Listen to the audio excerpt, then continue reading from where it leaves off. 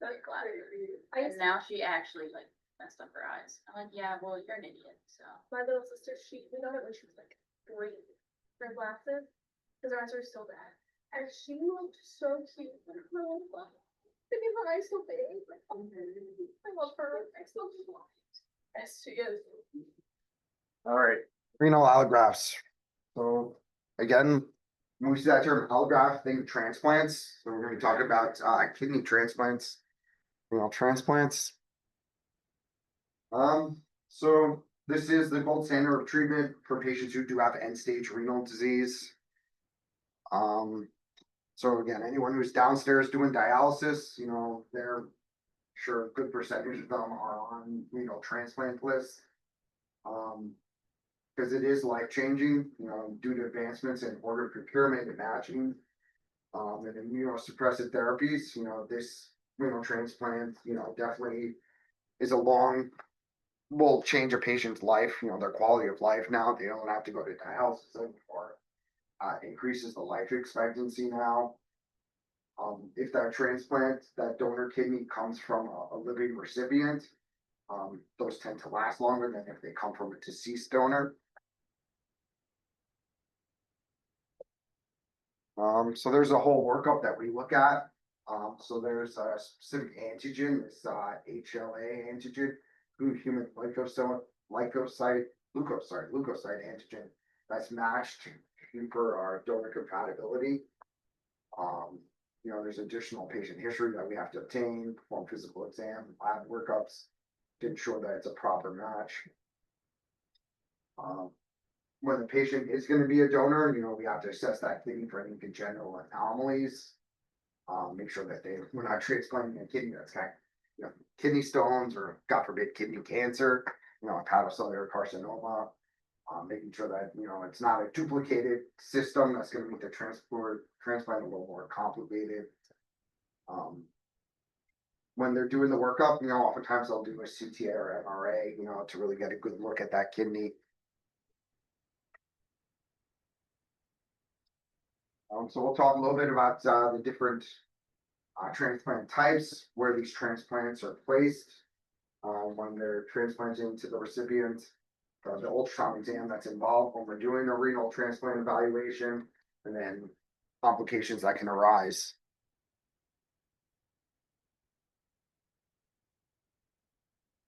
So ideally, you know, if we can get a kidney, we would prefer the left kidney. Because that left renal vein has longer to work with for transplanting it. So if the kidney is harvested from a living donor, typically that donor is related to the patient. So it's usually a family member where they were able to get a good match. If it's coming from, you know, a deceased patient, I don't want to say deceased, it's typically the kidney has to come from, again, from a brain dead donor, so they still have to have cardiac activity. You know, we're not getting from a truly deceased patient. They're still alive, they're still on, you know, a ventilator or respirator machine. They still have cardiac activity. So blood flow is perfusing through that kidney. They just clinically, you know, don't have the brain activity.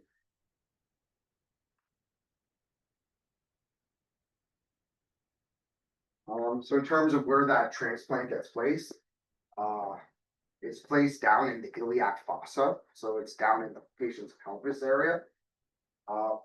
Preferably, they're going to place it in the right iliac fossa. If that's not suitable, or if they've had a transplant that's failed, they'll then look to the left iliac fossa. They then have to make a bladder connection, so they have to do an allograft ureter that's then tunneled into the dome of the bladder. So it typically sits on the superior aspect of the dome of the bladder, now that ureter. In terms of the arterial connections, there's a couple different methods that they can do. They can do an end to side connection to the external iliac, end to end. That's typically done with if they're attaching to the internal iliac artery. And then there's a method that they utilize, this called the Carrel's patch. So it's kind of similar to a fish mouth, where they have a larger, you know, arterial opening to prevent stenosis. The vein It's typically an end to side where it connects into the side of the external iliac vein. And then just kind of something to note with these transplants, they leave the patient's native kidneys in place. So they're not removing, your native kidneys if they're diseased. The only time they'd ever remove your kidney if it's cancer, if there's hepatocellular carcinoma or some sort of malignancy that's involved, that's when they remove your kidneys. But if it's just, kidney failure, the kidneys becoming more and more echogenic, more fibrotic, those kidneys are basically just going to kind of continue to shrivel up and get smaller and smaller and smaller because they're not functioning at that point. When you're on dialysis, the dialysis is what's doing the functioning, the filtration of your blood, the producing of your urine, or, well, you're not really producing urine when you're in kidney failure, but it's the dialysis, it's doing the filtration work, so the kidneys just get smaller and smaller and smaller. Have anyone seen, like, patient with a transplant? So like, but if they do end up taking out the kidney because of cancer, would they still put the new one in the pelvis? Or would Yes, yeah, so pelvis is always where it's gonna go.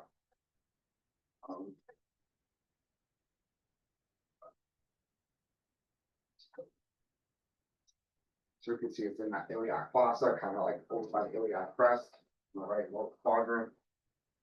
Getting could be placed over the left lower quadrant.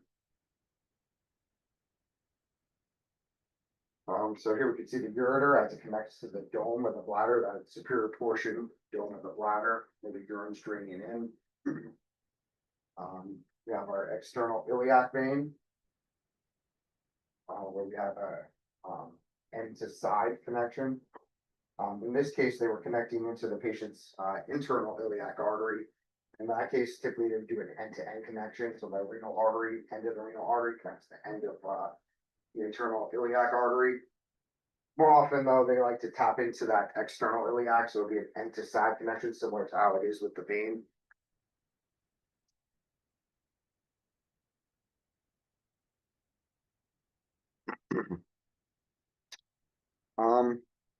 When we get into looking at some of the ultrasound images with transplants, because of that, connection into the dome of the bladder, oftentimes transplants, particularly early on, will have a little bit of mild pelvilectasis, a mild hydronephrosis, so that's kind of common with the transplant kidney.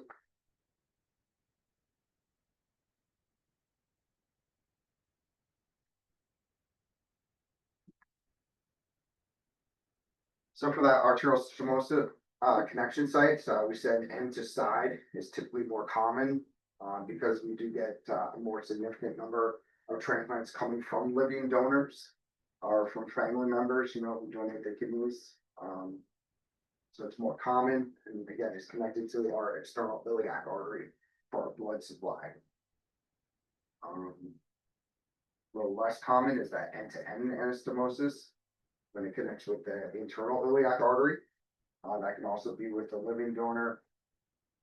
But because, that vessel is smaller in nature, there's more propensity or more likelihood for stenosis or thrombosis to occur.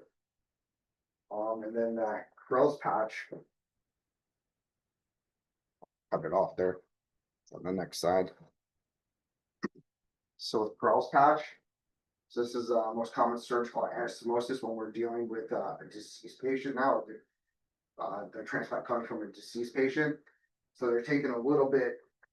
So since it's coming from a deceased patient, they could take a little bit of that patient's aorta now, kind of open it up and surgically, attach a little portion of the patient's aorta as well onto that iliac artery to have a nice wide opening in there.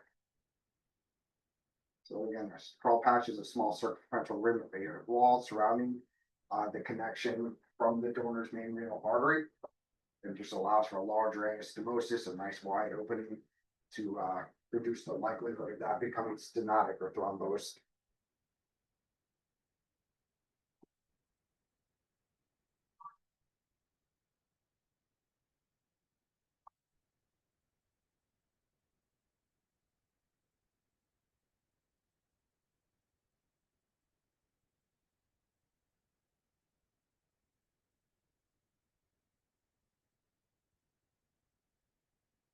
So cherry this one. It's not black coffee. Ultrasound evaluation. So ultrasound evaluation for transplant kidney, we're gonna do grayscale images, color images, pulse rate Doppler. So pulse rate Doppler, 100% critical, as well as our grayscale and color. With the grayscale, we're looking for evidence of hydronephrosis. We're looking for potentially, kidney stones could develop in a transplant kidney. We look for, again, any masses, any lesions, color flow. Okay, want to make sure there's adequate color flow going all the way out to the cortex of the kidney. Nice healthy vascular supply. The color Doppler, like in a standard kidney exam, could help us to potentially, indicate areas that either might be, thrombosed within it, or maybe abscess formation, pyelonephritis, if there's infection in the kidney, pus developing in the kidney. The color flow can help us to make those diagnoses. And then pulse rate Doppler, we're going to look at those resistive indices. Those become critically important now, particularly in a transplant, more so in a transplant patient, because when we start seeing those RIs start to creep up, that can potentially indicate, that kidney is potentially being rejected or they're entering into kidney failure. So with that, we have to perform a baseline study, and then we compare that baseline study to subsequent follow-up exams. So that baseline study is typically conducted within the first 2 days after surgery, and then that's going to be the standard, for future comparison. I had a buddy of mine at a teaching hospital that was his on-call shift, was to come in to do these renal artery Doppler exams after surgery, and they paid him well, to go and do that. So again, that baseline study, you gotta make sure that your Doppler angles are, maximized or ideal, because again, that's gonna be that standard for future comparison. So it's done too, within the first 2 days, and then 1 to 2 weeks after, to look for, that acute rejection period, any signs of acute rejection. And then they do subsequent follow-ups, 3 months after. We're looking at the parenchyma, the tissue. We're evaluating the size, the collecting system for any sign of the backup of hydronephrosis. We look at the ureter and bladder, as well as the area around that transplant bed. So there could be fluid collection around that transplant itself. That fluid collection could be infectious. So there could be abscess formation in there, infection. There could be hematoma surrounding the kidney. And then we look at the vasculature 100%.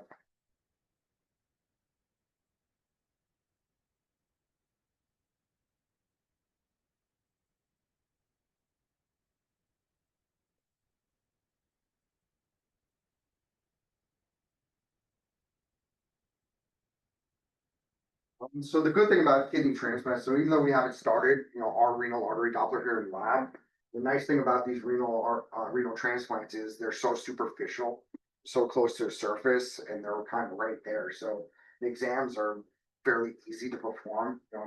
It's pretty easy to see all the vasculature. You get very good pictures of the kidney.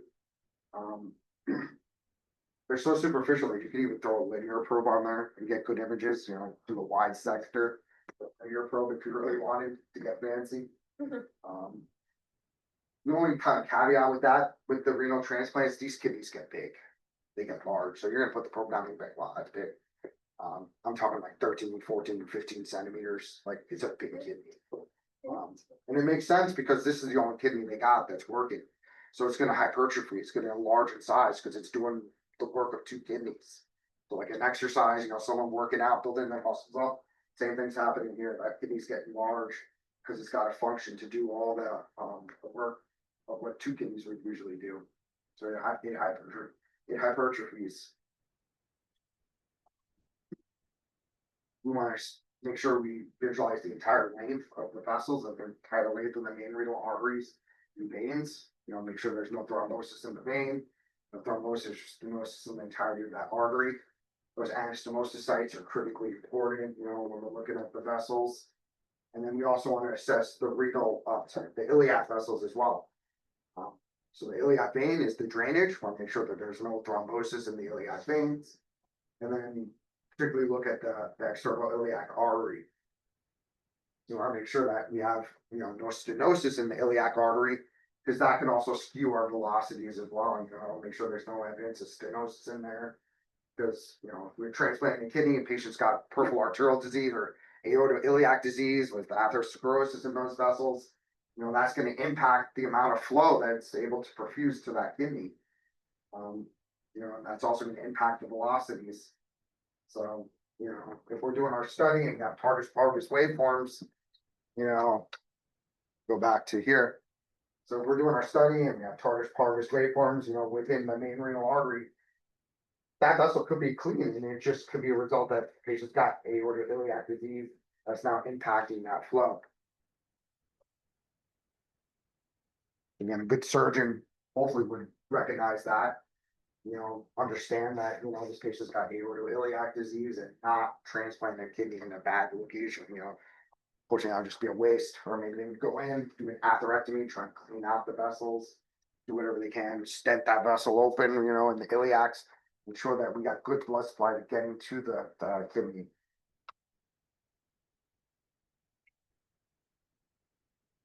Well, like I said, you know, we utilize a relatively high frequency transducer because it's so superficial.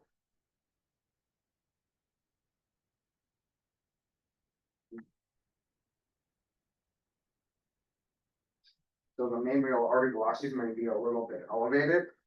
So the upper range of normal now goes all the way up to 250 centimeters per second. And the RIs should be less than 0.7. That external iliac artery should be a nice high resistant waveform because that blood flow should be, or is destined for a lower extremity. So we should have a normal, nice triphasic, high resistant external iliac waveform. And we can also evaluate patency of that main renal vein.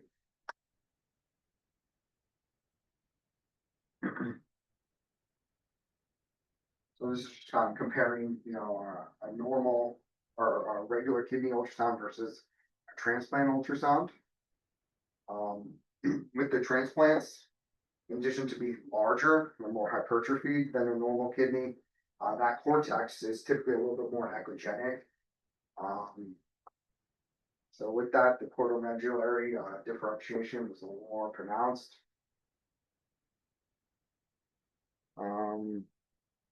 Renal pelvis, so like I said, is usually a little bit dilated. They have a little bit of mild hydronephrosis, so that's a common finding with these transplant kidneys.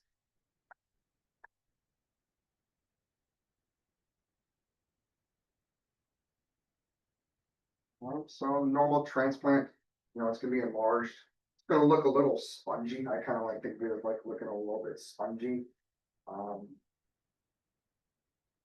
But, and again, also a little bit of hydronephrosis, swelling of that collecting system is a little bit common. On this picture, you can see a little bit of dilatation of that proximal distal ureter, and mild, we'll refer to as atelectasis, or dilatation in the pelvis of the kidney, so that's common. And what you're going to see is, you know, that presentation of the kidney kind of sitting in sagittal there in the pelvis. You're going to see your iliac vessels kind of come, you know, coming like this, dipping down and around the base of that kidney. It's gonna kind of sit in that nice little pouch, or nice little fossa. So then you just kind of rotate, manipulate your transducer, try and visualize the anastomosis with the iliac artery. And then you're gonna Doppler, you know, your iliac artery. Like try and Doppler, you know, proximal to that anastomosis. So before it, get a iliac artery velocity measurement, Doppler anastomosis, and you do a proximal and distal main renal artery.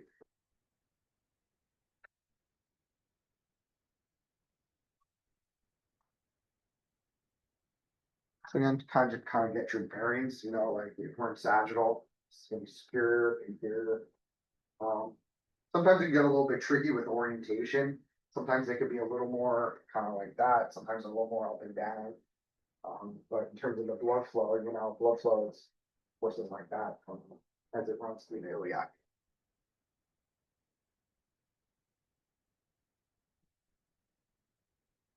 In addition to the main renal arteries, we'll then work and Doppler your intrarenals, you know, doing upper pole, mid pole, lower pole, Doppler assessment for the intrarenals as well. I'm not sure if Christiana does this. We did back in New York. So in addition to just measuring RI, we also did, what is it, the acceleration index and acceleration times. So we measure, from the start of our systolic waveform and right up along the slope of that curve to our peak systolic velocity to get acceleration time, acceleration index in addition to RIs. And that would be strictly for the intrarenals. A lot of times, like the general side will do. Yeah. Yeah. Interesting. You just do it. Alright, so causes of complications. So some causes of renal allograft dysfunction include, we'll go over each one of these independently. But the main ones, would be acute tubular necrosis, rejection. So there's three types of rejection: hyperacute, acute, and then chronic rejection. Drug toxicity, and then vascular complications. So the top three are the most common causes: drug toxicity, rejection, and then acute tubular necrosis.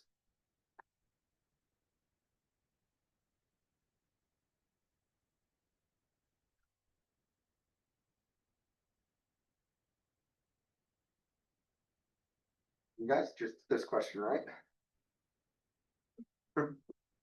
It's not hyperglycemia. It's not hyperglycemia. I was kind of excited you did that one. So complications when we talk about Go for us. Go to you. so allograft complications. So when you see renal failure on here, start thinking patients' BUN creatinine levels rising. So those markers, when they do blood work, indicate, if a patient's renal failure, the BUN and creatinine, those are the two markers that we look at to indicate renal failure. So if they're elevated, that means that that kidney, is under some sort of stress. When there's complications, these patients also usually present with a low-grade fever. We're gonna have an elevated white count. CBC is elevated white blood cell count. They'll probably have some pain over that area. So, you can have a patient come in like, yeah, I'm just like achy, it hurts, like go right over their transplant. And it's not gonna be like incisional pain from the actual surgery itself. Feel discomfort. So kind of similar to a patient might have renal colic, pain, flank pain, have the pain over that transplant kidney. Ultrasound, has become the imaging modality of choice. We'll want to evaluate these transplant kidneys. It makes sense because the other imaging modalities like CT and MR might require the use of contrast agents.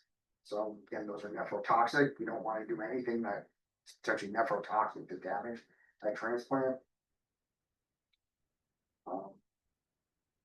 The ultrasound helps to guide interventional diagnostics and therapeutic procedures. We can also do ultrasound guided biopsies if you want to really assess the kidney function and assess for underlying causes of that graft failure. All right, so what is acute tubular necrosis? So this is related to the deposit of cellular debris within that renal collecting system that then causes damage to those tubules. So they start to become necrotic, break down.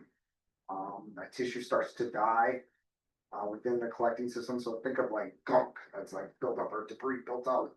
Now within that kidney, it starts to become necrotic, break down, and it starts damage, and basically that kidney is rotting from the inside out.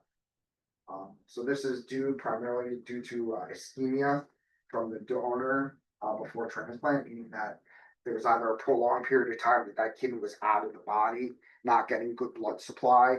So things weren't circulating, weren't flowing, weren't moving. That blood supply wasn't moving through the kidney. So that debris kind of becomes static and built up within the kidney.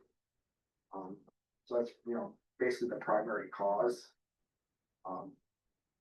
It's the most common cause of graft dysfunction in the immediate postoperative period. And it can be seen in, upwards of 30% of the transplant patients. Like I said, this is more common when we're dealing with a deceased donor transplant. You know, it's like, you know, if it's coming from a family member, you're usually with that patient up until the point you're going to the OR together. Those deceased donor transplants might be somewhere, you know, across the country or in another area, you know, and that kidney's coming from another hospital to the recipient. So there's a more prolonged time, you know, that patient, that kidney's out of the patient. Kind of makes sense. Risk factors, again, prolonged ischemic time greater than 24 hours. If there's hypotension, so, you know, cases where there's very low blood pressure, that low blood pressure doesn't allow for good perfusion of that kidney, so it's not going to get good blood supply.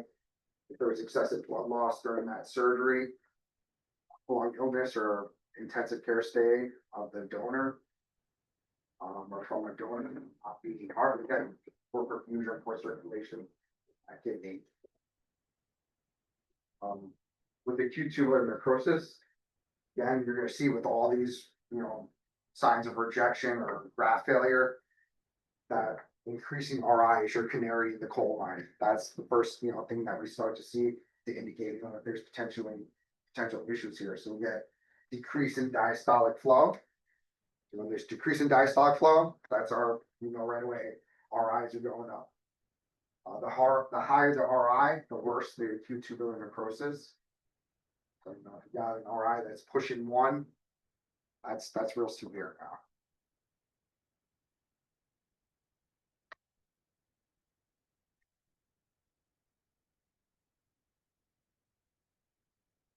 So acute tubular necrosis, there's 2 days after deceased donor renal transplant, patient developed decreased urine output, increasing serum creatinine levels, and that's that kidney function.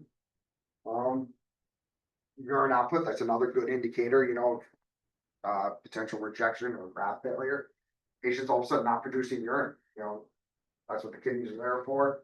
That's a bad sign, you know, that could again indicate either obstruction of the ureter or the kidney is just not functioning.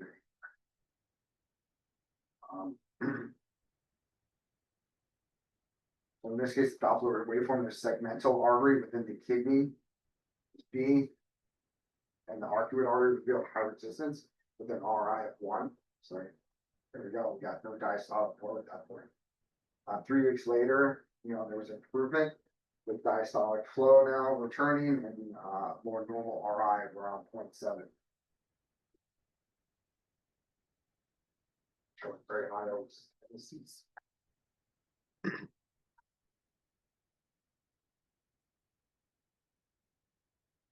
So acute tubular necrosis, the most common form of renal allograft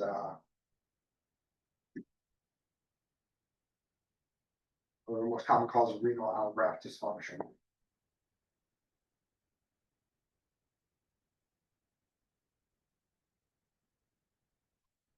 Then rejection, so there's another common one, graft dysfunction. Rejection can be broken down into 3 stages. So the 3 stages basically are due to, you know, the time period that we're looking at. So there's hyperacute rejection, you know, it's immediately, you know, post-surgery. So these patients are going to be in the recovery room, you know, the step-down units. So, you know, it's within that first 24-hour period post-surgery. Hyperacute rejection is extremely rare because, you know, we have very good compatibility testing. With these patients that have hyperacute rejection, you're going to see that elevated resistive indices, that diastolic flow may be seen or it could be absent, or it could be so severe that the diastolic flow actually reverses. So we wind up with bidirectional flow in that main renal artery and our intrarenals.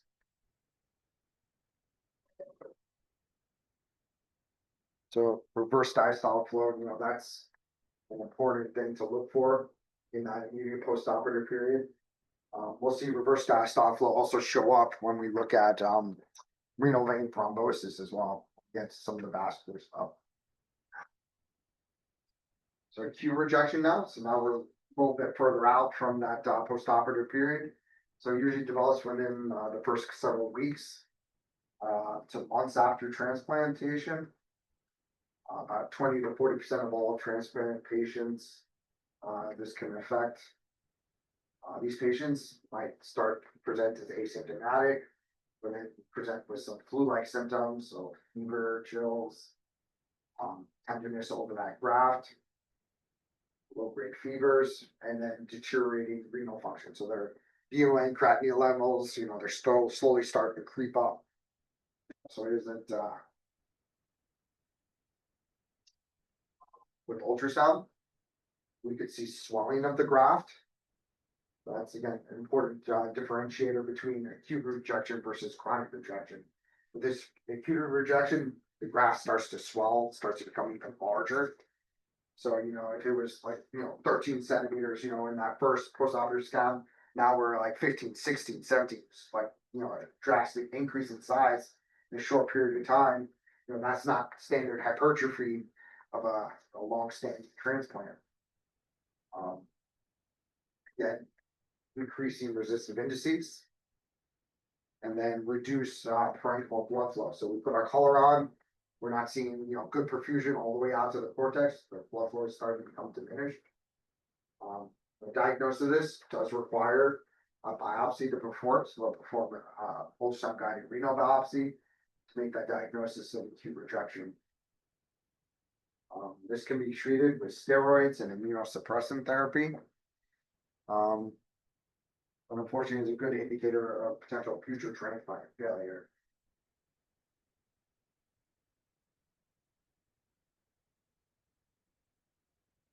Showing acute rejection of a very swollen, large kidney. There's a little bit of free fluid outside this kidney as well.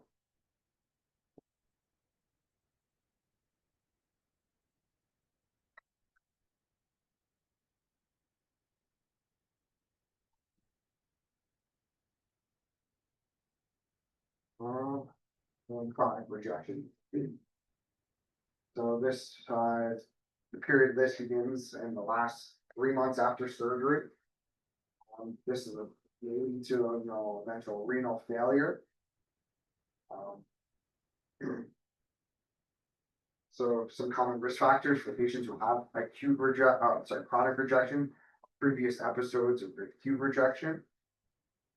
So sonographic characteristics now for chronic are a little bit different. Instead of increasing in size and swelling, these kidneys are actually decreased in length. We get thinning of that cortex, so that outer hypocortex starts to become thinner. So it's very similar to native kidneys when they have kidney disease or chronic kidney disease. Again, we look for that thinning of the cortex, shrinking of the actual kidney size, so decreasing kidney length, and increased resistive indice again. And also, when we put our color on, we got diminished color flow, so we just get some flow, the central portion of that kidney, very little flow in the outer portion of the cortex.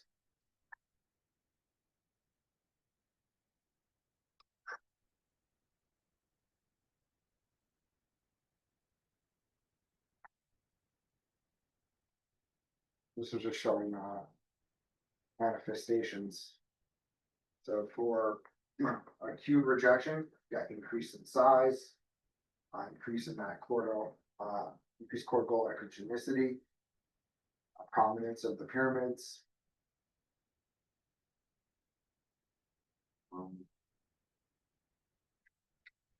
Increase, resistance of flow.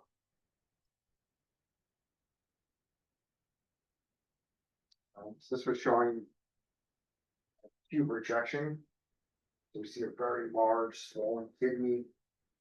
It's so large that it's actually from the pelvis, it's actually touching the liver. I wish they had a caliper on there just to see how big that is.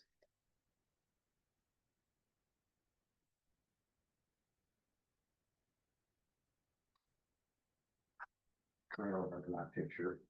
Show up at some point. Acute rejection.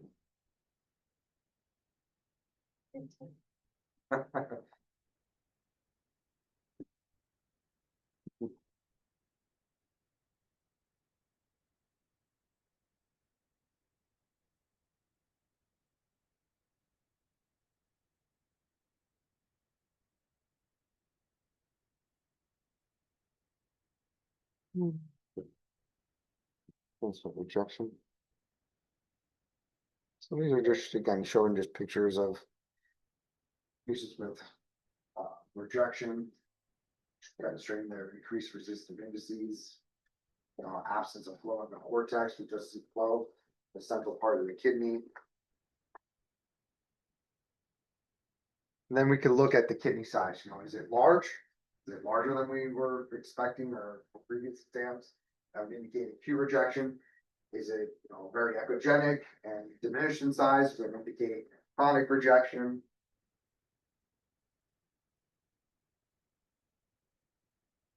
All right, drug toxicity. So unfortunately, some of the medications that they utilize for immunosuppressive therapies for patients who have transplants, some of them are also slightly, I won't say slightly, but some of them are nephrotoxic, can actually damage the kidney. So there's a delicate balance that the physicians and doctors have to find in order to be providing enough immunosuppressive therapy that the kidney doesn't become rejected, but also doesn't damage the kidney as well.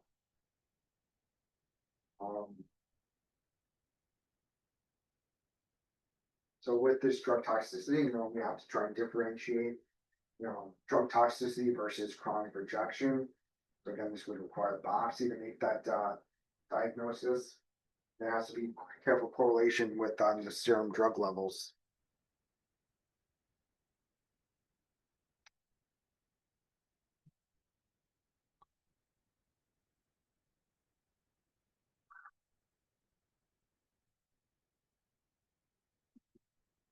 So vascular complications. So Doppler ultrasound, again, is the primary screening modality, and we're looking at transplants. Vascular exam of that kidney transplant is done to trace the vessels in their entirety. So vascular complications make up less than 10% of complications in all renal transplant recipients. Thankfully, these are treatable causes of graft dysfunction. So, if it's renal artery stenosis, we can go in, stent open the vessel.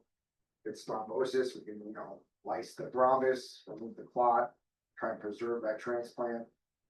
Place stents then afterwards to keep those vessels open. So renal artery and vein thrombosis tend to occur in that immediate post-operative period. So that's why we have to kind of, make that differentiation. So I mentioned that renal vein thrombosis can also cause diastolic flow reversal as well as hyperacute rejection. So unfortunately, those are both going to happen in that immediate post-operative period, and they can kind of mimic each other on Doppler when we're looking at it, when we're assessing the main renal artery. So we gotta, get differentiate between hyperacute rejection versus renal vein thrombosis in that case. Stenoses take a little more time to develop. So, maybe in that, greater than 5 to 6 month window to transplantation. If we do have to biopsy the kidney to make that diagnosis of, rejection, there are complications that could develop status post biopsy. So one of the main ones being the creation of an arteriovenous fistula after that biopsy, or potential pseudoaneurysm.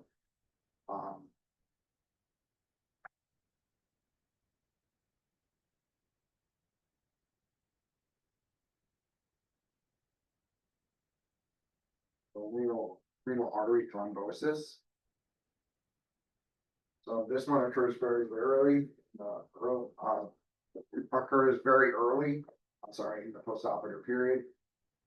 With renal artery thrombosis, immediate diagnosis is critical. So they can perform a thrombectomy or a thrombolysis, and then they can preserve that graft. So it's less than 1% incidence. It's more common in living donor transplant recipients. Potential causes of renal artery thrombosis, could be complex arterial connections or a complicated anastomoses.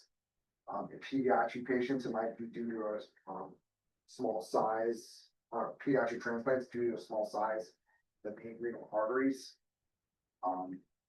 hyperacute and acute rejection could lead to renal artery thrombosis. So, they could have rejection. That rejection could cause thrombosis of the vessels. Patients being in hypercoagulable states. So maybe it's a recipient that has something like factor V lining or sickle cell anemia. Potential, arterial kinks, dissections, or maybe there's a size vessel mismatch when they did that anastomosis connections. Unfortunately, acute tubular necrosis, prolonged ischemic time can also lead to development of renal artery thrombosis, as well as faulty surgical techniques.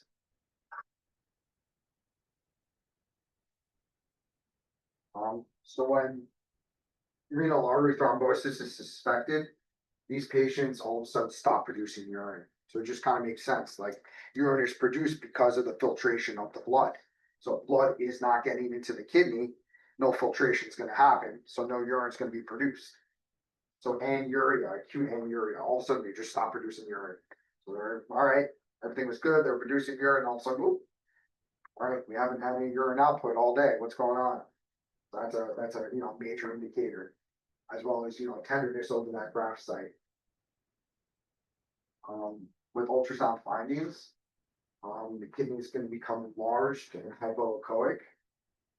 And then we might start to see, because again, there's no blood flow against that kidney, we might start to develop those focal areas of infarct. So we look for hypoechoic, wedge-shaped areas to indicate areas of infarct. Well, it looks like we're starting to get that little pizza slice here. You can see that hypoechoic darker area that's wedge-shaped. So this is power Doppler. That's not good. You can see your iliac artery. All right, you got flow in the iliac. Kidney dead. No flow at all. That's very unfortunate. So hopefully they were able to get that diagnosis fast enough, get them into the OR, thrombolyse the vessel, get some blood flow back into there and try and save that. So in this case, there's a little bit of history. So although blood flow was restored, the patient developed severe acute tubular necrosis requiring dialysis, but thankfully, eventually renal function was recovered. So thankfully, they were able to get in there, save that kidney.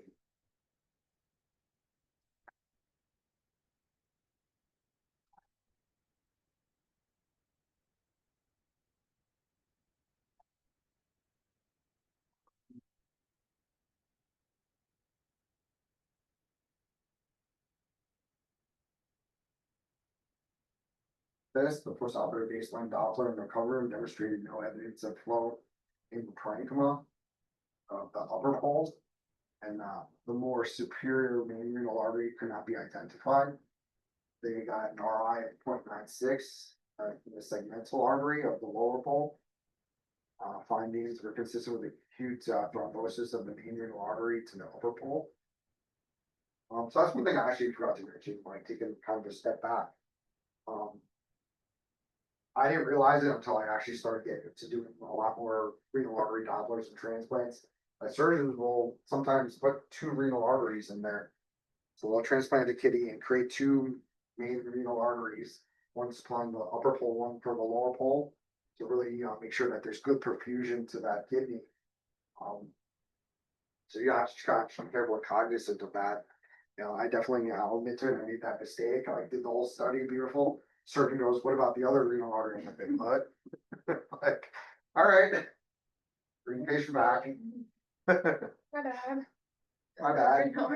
So sometimes, looking at that surgical report will help you. I just didn't even see it there. Yeah.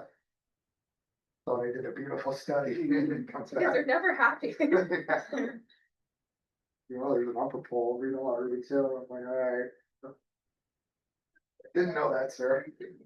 You're asking for too much now. Too much. I got it. That's a separate order. Take what you get. Got to put it in again. So there can be two, or there, depending on the surgeon, it could be two main renal arteries that you have to look out for.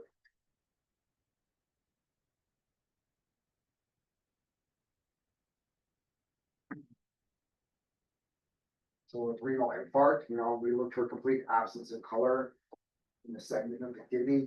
We start to look for development of that wedge-shaped hypoechoic areas.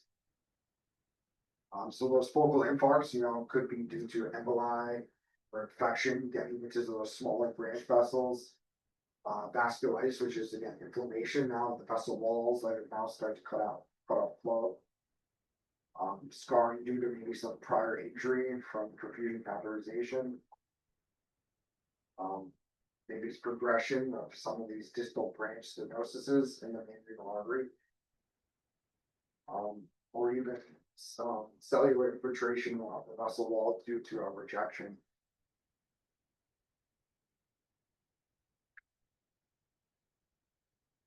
And always make sure, optimize your color. Really, you put your color on, you're seeing flow there, now that area does not flow. Maybe change your position, change your approach, adjust your color box, swing it over, try and really prove that there is no, flow in that area.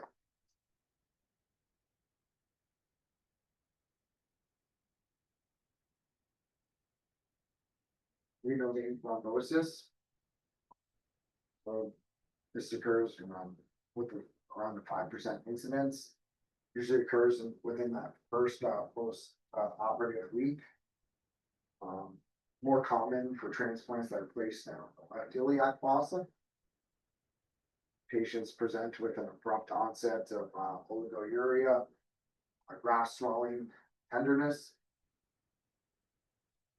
So this one, the graft is going to swell. It's going to become very, very large. You're going to think of it like a DVT. A patient's got a DVT, their legs are going to swell. They have a blood clot in the venous system now for the kidney. It's not draining properly. The kidney itself is going to swell, become tender.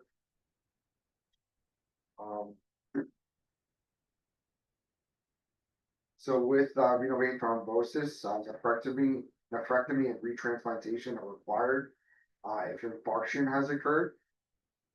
So we'll see in a moment some of the Doppler waveforms, what can happen and could potentially lead to infarct. Risk factors for renal vein thrombosis and patients that have very low blood pressures, hypotension, hypercoagulable state. If the kidney again is undergoing acute rejection, so that could lead to both thrombosis in the veins as well as in the arteries. Maybe it's an issue with the renal vein stenosis connection.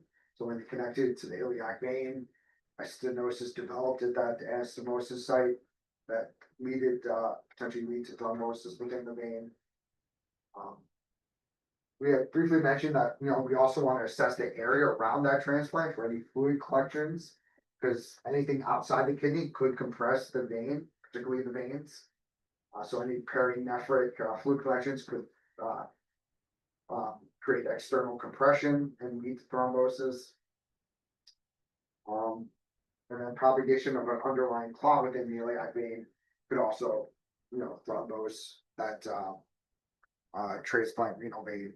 So if the patient's got a massive lower extremity DVT, that's not propagating up the iliac vessels, getting towards that IVC.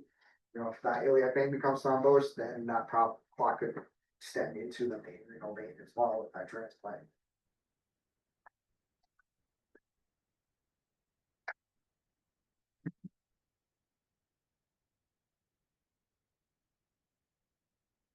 So with renal vein thrombosis, the kidney becomes again very enlarged.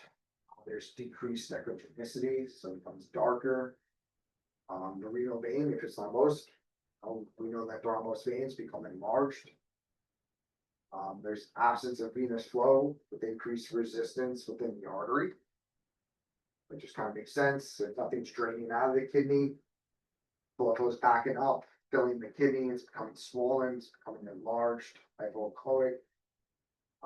And then because, blood flow is not draining, less blood flow can enter into the kidney, so there's more pressure building up, leading to higher resistance within the kidney. That pressure can become so high that with renal vein thrombosis, we can actually wind up with flow reversal that we see with acute hyperrejection. So that acute hyperrejection or hyperacute rejection that we see.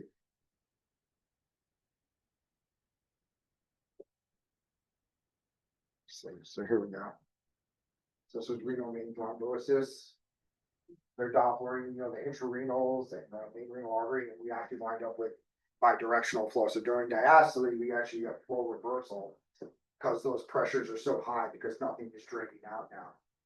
So again, we can see this with hyperacute rejection, severe acute tubular necrosis, as well as with renal vein thrombosis, and those all happen, particularly the hyperacute ejection and this one, during that, post-operative period, the early post-operative.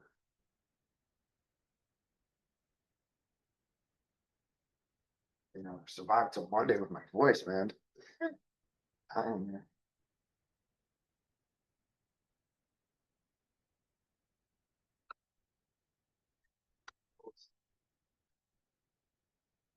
All right, got to the most common. Intent.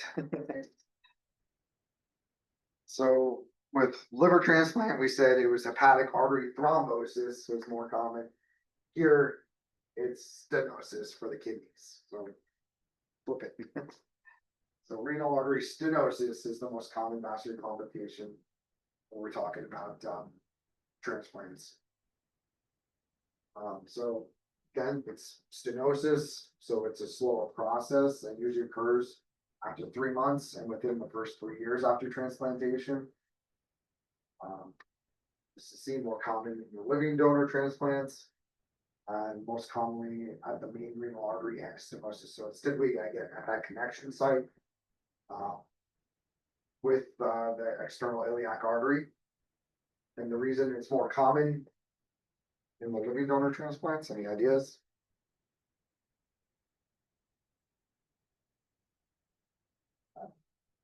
What? Makes more common. A living donor? Other type of fracturing. But it's a size. So in the deceased donor, we could do a Corral patch. So in the living donor, we can't do that. So that connection site's much smaller. It's a much tighter connection site, so it's more likely to become stenosed. So in the deceased donor, we don't really worry too much about stenosis. It's not as prevalent because we could do a Corral patch.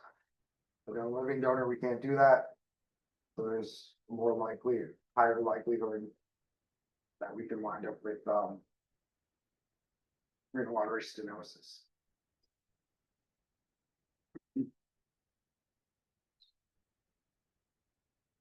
With that, the highest risk for developing renal artery stenosis would be if we do an end-to-end anastomosis site. So that would be typically when we connect it to the internal iliac artery. So ideally, we don't want to do that, but we might have to if there is disease present in the external iliac. We might have to tap into that internal iliac. But then we're just talking about a smaller connection site. So two small arteries coming joining together end to end would have a higher likelihood of becoming stenotic. Other risk factors, again, complex connection sites. Seen in pediatric transplants, it's coming from pediatric patients, smaller vessels that we're dealing with, intimal scarring, faulty surgical technique, injury during the vessel during perfusion catheter, allergic reaction to suture material, rejection, and then intrinsic vascular disease.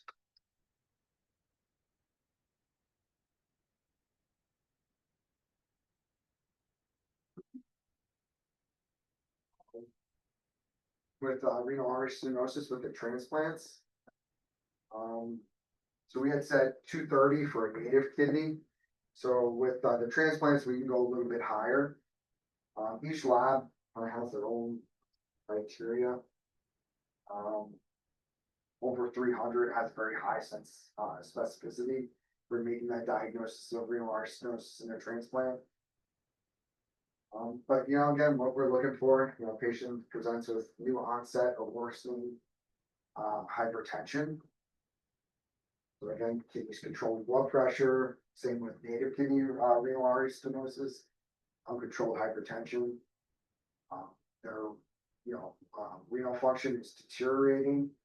There might be a brewery hurt over the transplant kidney or that stenotic lesion. Within that stenosis, we look for special broadening immediately distal to the stenosis.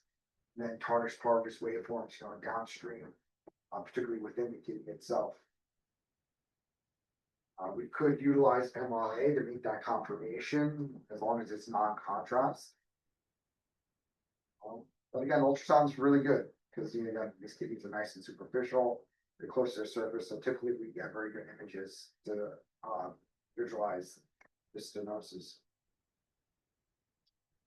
Treatments for renal artery stenosis, so they can go in, do a balloon angioplasty, try and open up that stenotic area, and then they'll place an arterial stent to keep that vessel open.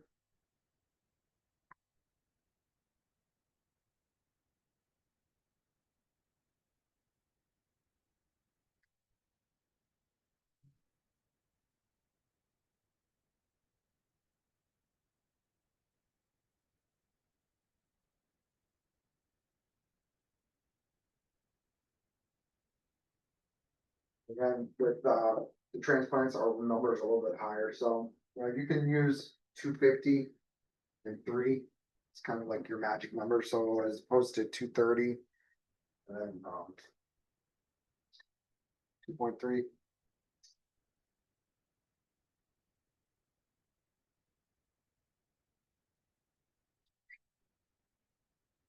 Well, 225. Here. 230, 3.5, 3.5. Sorry, it's 3.5 and 230 for normal native. Oh, coffee. Loopy.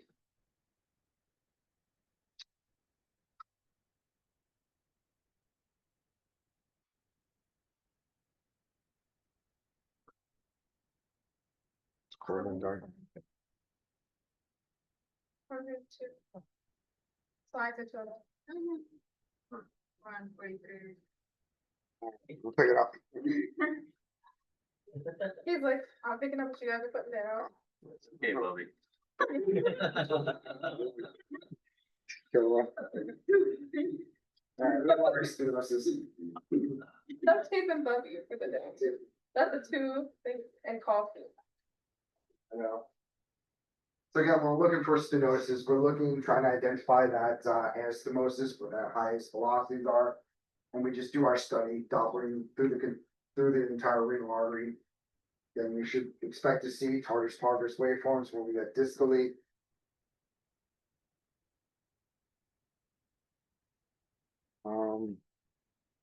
With arterial occlusion, so occlusion with thrombosis of that transplant artery. It's the usual complication, usually in that immediate post-operative period due to rejection or other technical factors. If both arterial and venous flow are absent, unfortunately, this typically winds up or results in loss of that graft. So this was showing area of infarct. So we got that wedge-shaped hypoechoic area, indicating infarct in that kidney. We put color on so that same area, show decreased flow, absent flow.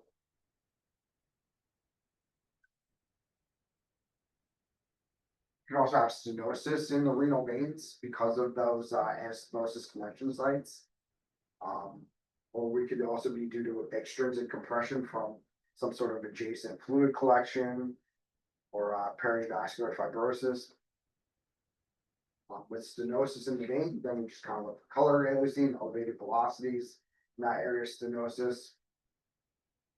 There really isn't any specific criteria established in terms of velocities, so you might have to utilize just a ratio to make that diagnosis. With veins, you can also stent them open as you would an artery.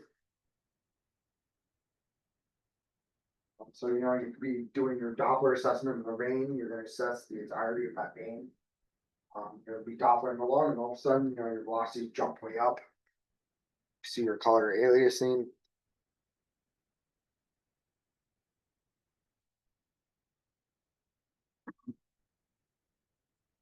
So we said venous occlusion transplant.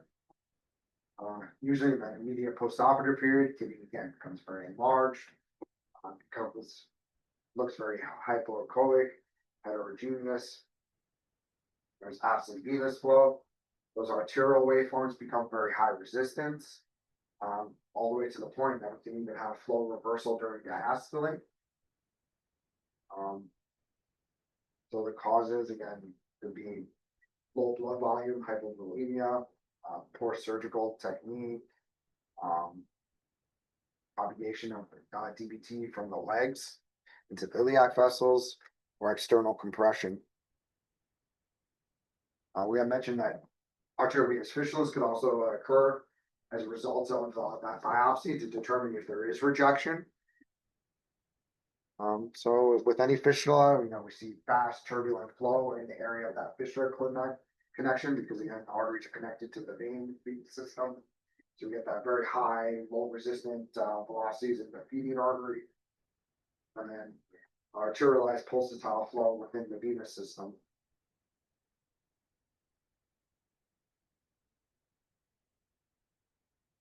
So status post biopsy. See some areas here where you get some fast turbulent flow. You put your color Doppler on. What's that even measure? It's like it's off the chart, like over 400.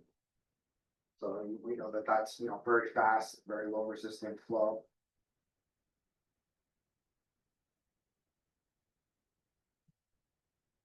Here's a better example. So they went in, probably did a biopsy, took a sample of that kidney, and because that biopsy created an area turbulent flow over there, representing the fistula, they put their Doppler on off the charts in terms of the velocity measurements.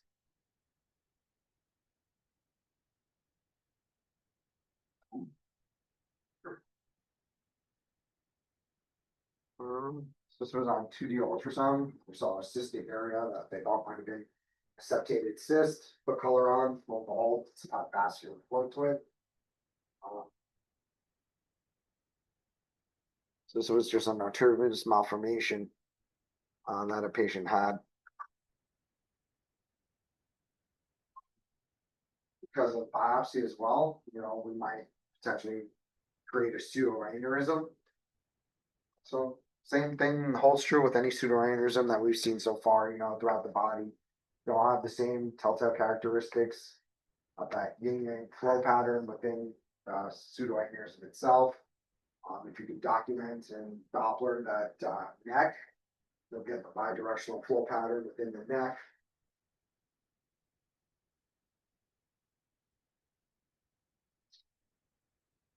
So there's a pseudoaneurysm outside the kidney itself,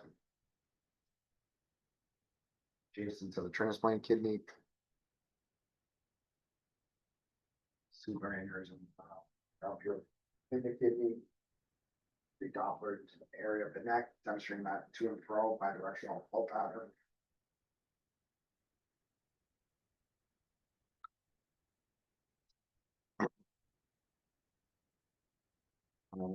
For an extrarenal AVF or pseudoaneurysm, it's usually due to a faulty surgical technique or breakdown of the anastomosis or connection sites, or potentially as a result of infection. These require intervention due to their larger size and potential risk for rupture.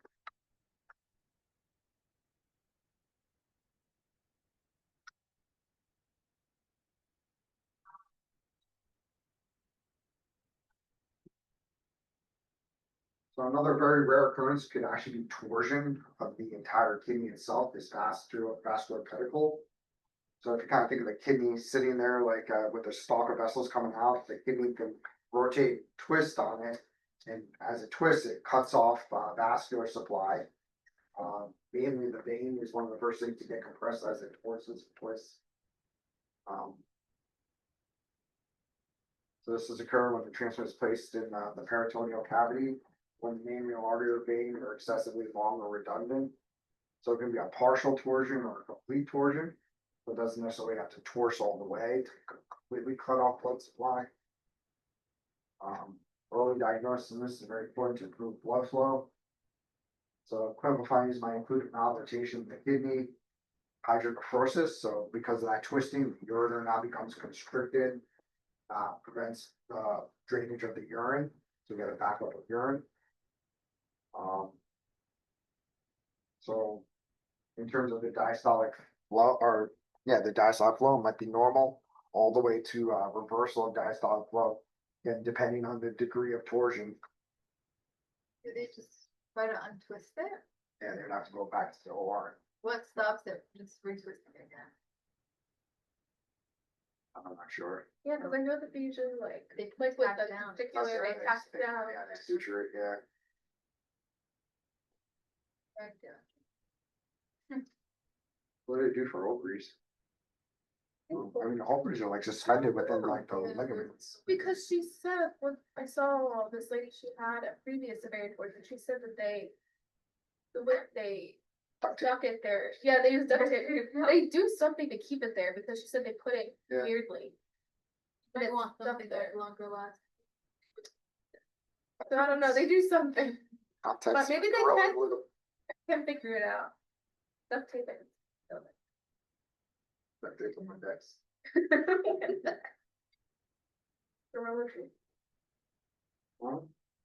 So again, we also want to look at the area around the kidney for potential fluid collections. So we have a couple different fluid collections that we might encounter.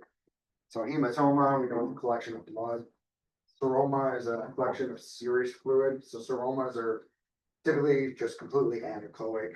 You know, there's usually no echoes within the seroma. Whereas hematoma is going to have septations. Since it's blood, that blood will coagulate and clot. So you can actually potentially see, you know, fluid levels where part of it is still fluid, where the other part of that hematoma is clotted blood. So that's mixed exogenicity.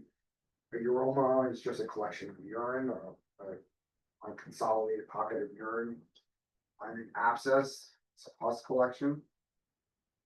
And then we could see lymphocytes, again, a cyst containing lymphatic fluid. So since abscess, you know, is a collection of pus that's an infection going on, you know, those patients will have fever, elevated white count, whereas some of the other conditions won't, you know, cause some of those similar conditions.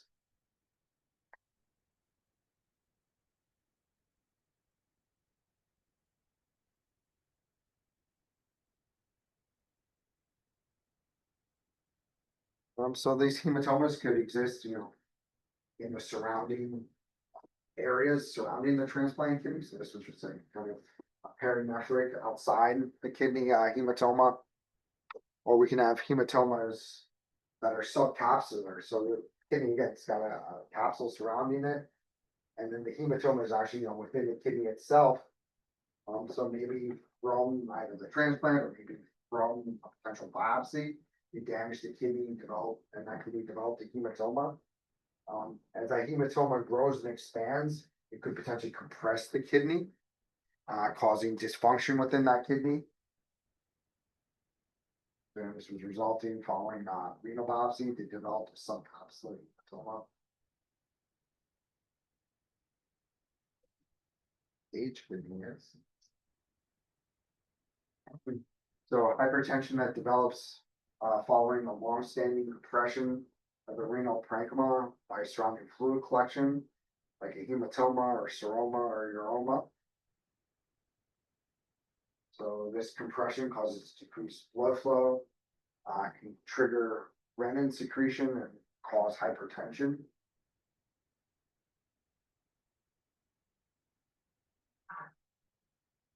So we got something pushing on the kidney, compressing the kidney, like we saw, you know, in that hematoma picture before. It's putting pressure, increasing the resistance in the kidney, which decreases the blood flow to the kidney. So when that blood flow decreases the kidney, that's what triggers renin secretion and causes our pressures to go up. In the notes, it said that it's called cage kidney because the doctor who did it found out that if you wrap cellophane around animal kidneys, it causes hypertension. That's so wild. That was specific, why was he doing that? That's the doctor's last name. Yeah. Yeah, but What would possess him to like wrap cellophane very tightly around the kidney? And then test it for hypertension. The doctors back in the day when they were starting to like figure all this stuff out, man, they were like, Well, this was They also really they like, did all, they did all stuff on like animals and, this Yeah, was like this is- 1930. yeah. So, You guys in CBS, there's a movie with, Mos Def. And like, he's like, back in the day, he's working with, Dr. Towson. Or I don't know, Dr. Blaylock or something like that, like doing all the early cardiac procedures and interventions and stuff. It's a real interesting movie. I have to find the name of the title of it. But like, he's like a lab assistant, like an African American lab assistant, you know. No real formal education, wanted to go to college, like, you know, to become a physician. This Dr. Blaylock takes him under his wing as like his lab assistant. He trains him to become a cardiac surgeon because his hands are like really good. And, like, they develop all these procedures and things that are used today. I was like, oh, Dr. Blaylock housing, like some of the things that you learn, like for the interventions. But it's a really good movie. If you're ever interested. Everything he had to deal with, like, you know, being African American, going through that period and not being respected, you know. All right, so page kidney, so we can see that hematoma there, you know, compressing on that kidney.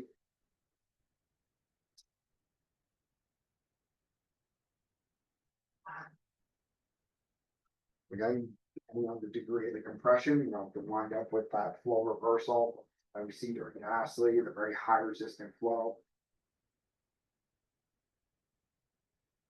So, you know, fortunately, you know, when flow is limited to the kidney, we said hypoperfusion creates conditions where severe or conditions where acute tubular necrosis can set in. So it can be, you know, it can develop post-operative that acute tubular necrosis. So it doesn't have to just be because the kidney was outside the body for a long period of time. So any condition that's going to reduce blood flow to the kidney causes acute tubular necrosis. So it's kind of similar to when we were thinking about the liver with biliary necrosis, when the hepatic artery became thrombosed. That was the blood supply to the bile ducts. If they weren't getting blood supply, they start to deteriorate, become necrotic. That's kind of similar to what happens here when there's no blood flow coursing through. The debris and material that was in the kidney that was being infiltrated collects, becomes necrotic, and damages the kidney.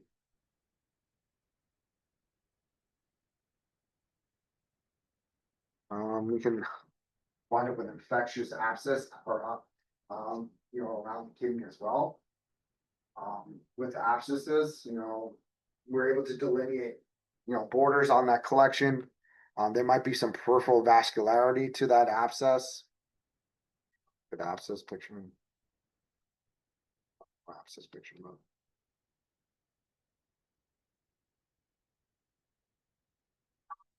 Uromas are a collection of urine.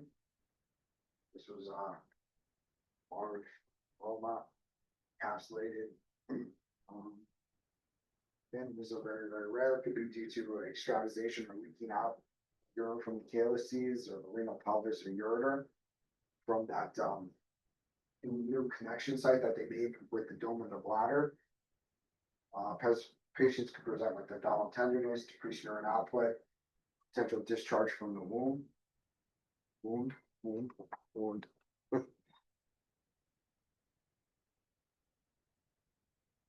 Or lymphocyles.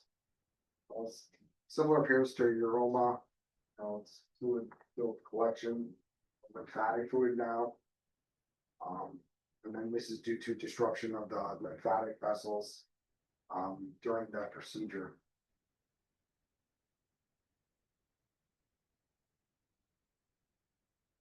So lymphocytes can get very large. Some of them might just be completely anechoic. So it's got some siltations within it.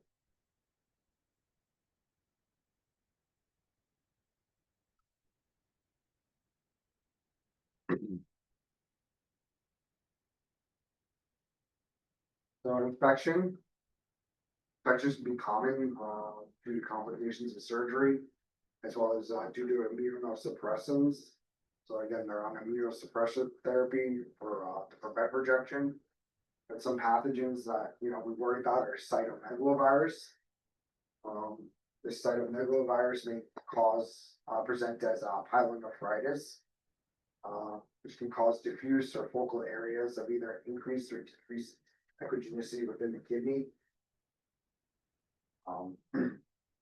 With pyelonephritis, it may appear similar to areas of segmental infarct. So segmental infarct is more often sharply marginated. So it's easier to see borders on a focal infarct as opposed to pyelonephritis or an infection in the kidney. So pyelonephritis, basically think of like a pus infection in the kidney. So it's similar to hydronephrosis where the urine's backing up, but instead of urine, it's now infection and pus that's filling those ureters, it's spreading through the kidney, it's filling the collecting system of the kidney. So the reason it mimics infarct is because with pyelonephritis, we get areas of decreased vascularity.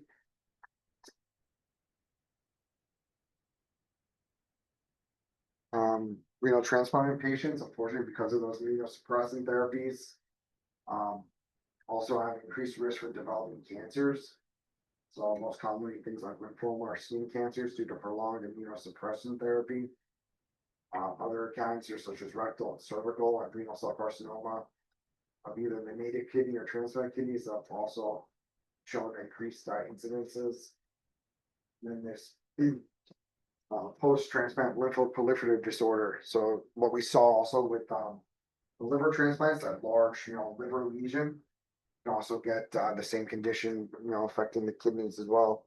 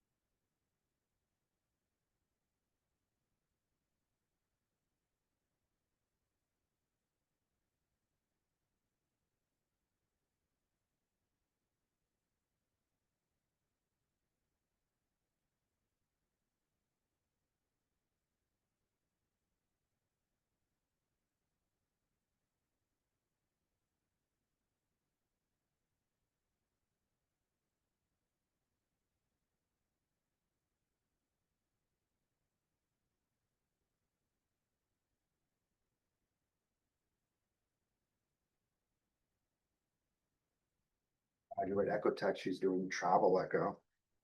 She's on contract in Ohio. Planning to do her next contract in Florida, so she's spending the summer in Florida. Smart. Hear that earlier. She's a couple years removed. So she's, Oh, shit. yeah, Oh, yeah, about to. couple years. What? Rachel, Rachel McKee. And she's good. That class really, they all went All over. all over.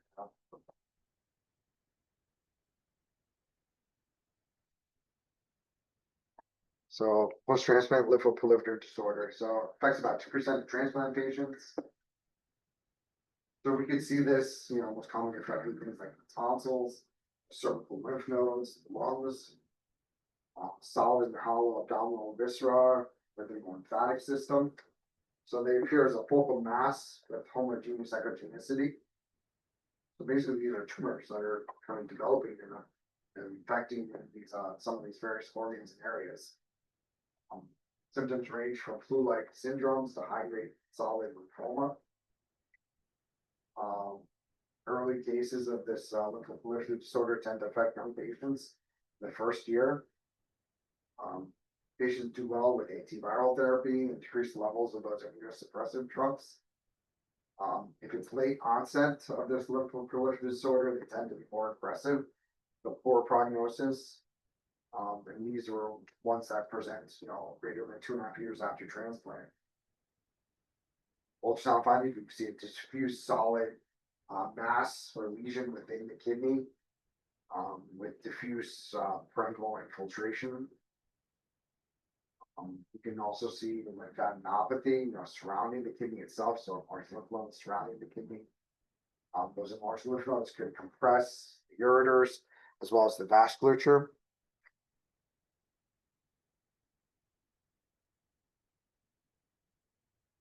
You can see that large mass there. That's growing off the kidney. Break off. Some of these can get very, very big. This was more of a transverse view of the kidney now, so a transverse. Ureters coming in, so there's that lesion there. Again, these are just again a result of the body not having the ability to fight off, cancers, and then the cells or this disorder grows these, abnormal cells and creates these lesions.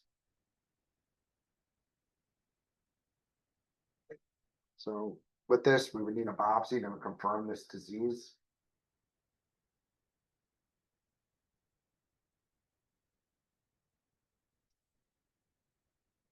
Post-transplant lymphoproliferative disorder. It's a little harder to see. Make thinking there.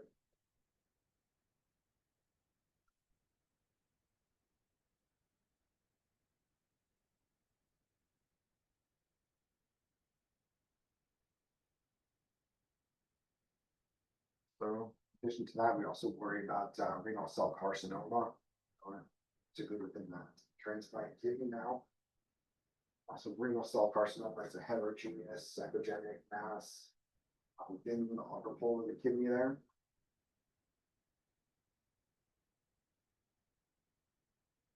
You can see, imagine if this was like small, that's what we thought was like an angiomyolipoma. So it was a small echogenic area, like on our students. It turned out to be renal cell carcinoma. That's crazy. You don't have found multiple. That's, I mean, it's good that you found it, but it's like bad that it was there in the first place. You imagine like just the general population out there, like if like I don't know. they don't know. You got them all like pretty early, right?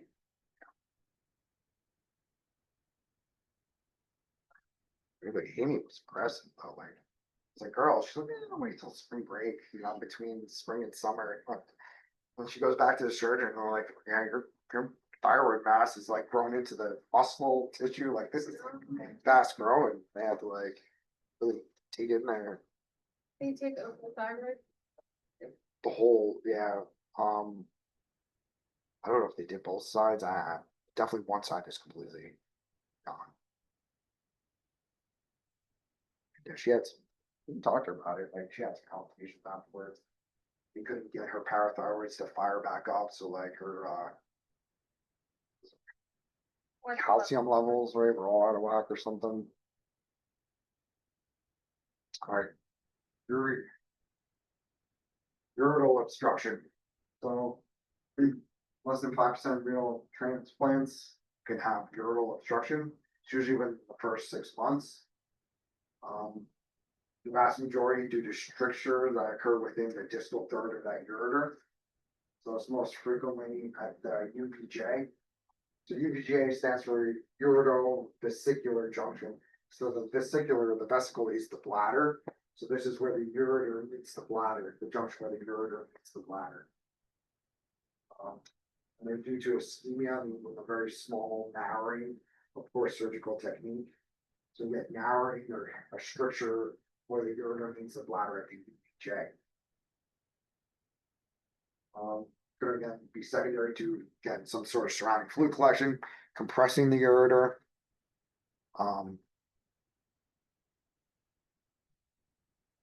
Could be pus or blood filling the ureter itself, blocking the flow. Stones. So transplants can develop kidney stones. Patients can develop kidney stones within their transplant kidney. Fungus balls or papillary necrosis. Has anyone seen fungus balls? No, but I've heard it. Heard fungus balls? Yes, I I saw them and I thought it was funny at first. I don't know why. I had class. I think I do remember it actually. Because we said fungus. In this class or with? No, it was bad. That fungus balls, and we're like, oh, fungus balls. So many kid ones. I was like, oh yeah. Then the kidneys. Huh?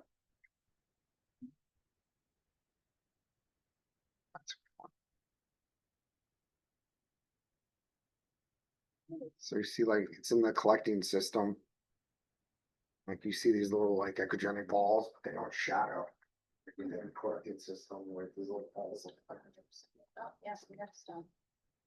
I guess, yeah, the shadowing is like the key. Yeah, if I had something like that in the kidney, like, and I put color on, and there was no twinkle there. All right, that's weird. Like, that's not normal. Yeah, it's shadowing. Yeah, that would shadow like crazy if that was a stone. Stone is not a stone. Yeah, stone is not a stone. Yeah, so we could see it over there. Look at all the bladder in this one. Oh God.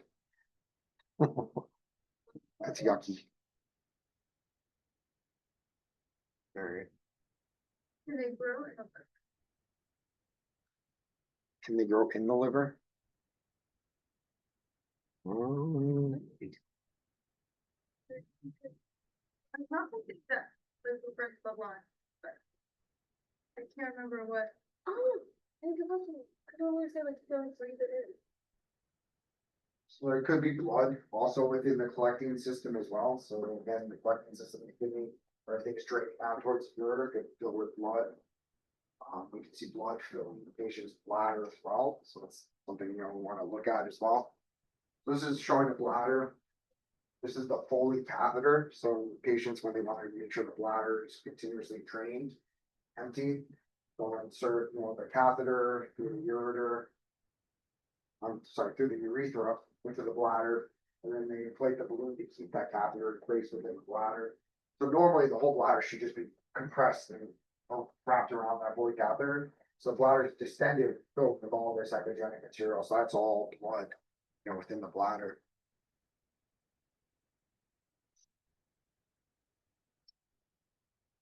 Renal calculi, so we saw these stones, we saw some over stones.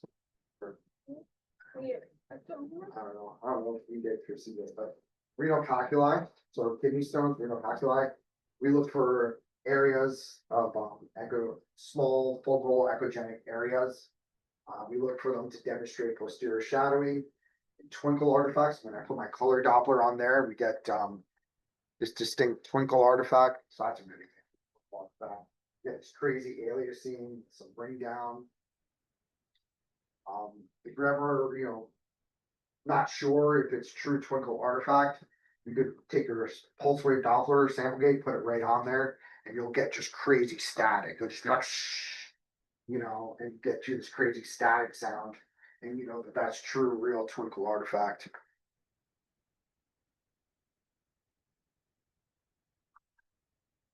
And some more renal calculi, kidney stones.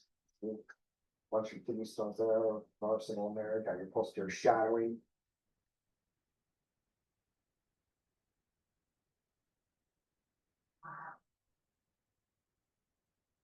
So this is a condition referred to as cortical nephrocalcinosis. Where the left kidney shows complete dense shadowing and no visible renal tissue. So this is a rare disorder where there's too much calcium deposits within the kidney. In renal transplant patient, this is associated with chronic rejection. This is just showing the patient's left kidney, native kidney, spleen, and then that's where the kidney would be when they're imaging, and it's all just shadowing. You guys in DMS think of kind of like a west sign for a kidney, Very, like your porcelain gallbladder in a way. So it's very similar. That's what happens with porcelain gallbladder. The calcium gets deposited into the wall of the gallbladder, causing it to become that way. So the same thing is happening here. Calcium was just being deposited within the kidney itself. So it's basically just like a rock, like a big calcified kidney.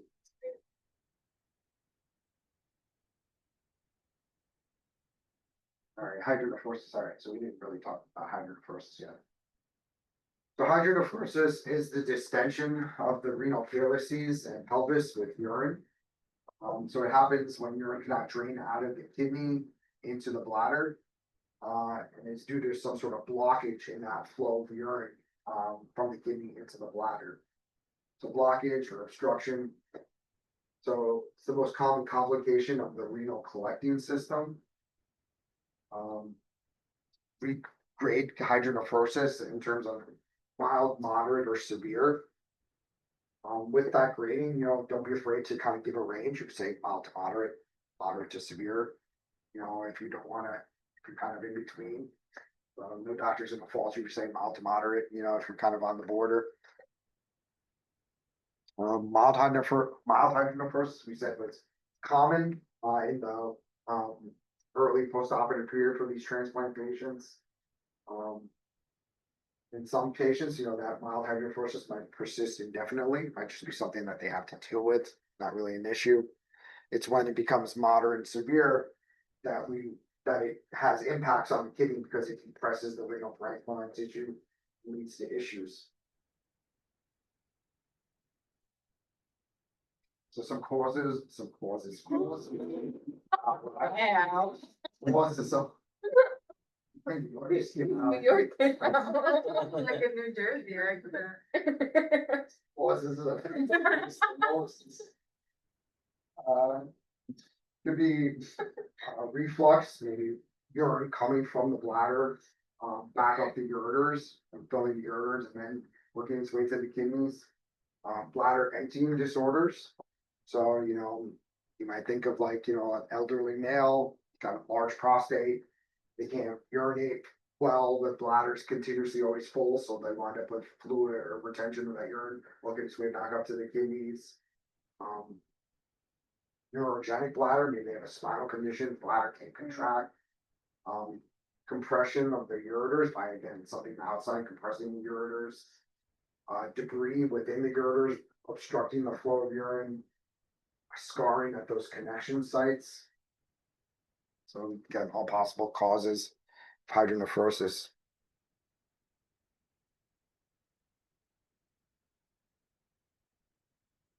So again, with hydronephrosis. So the collecting system is that, a central part of the kidney that goes outwards towards the calyces, towards the cortex. So again, as this hydronephrosis gets worse and worse, you're going to get continued dilatation and spreading out of that anechoic area.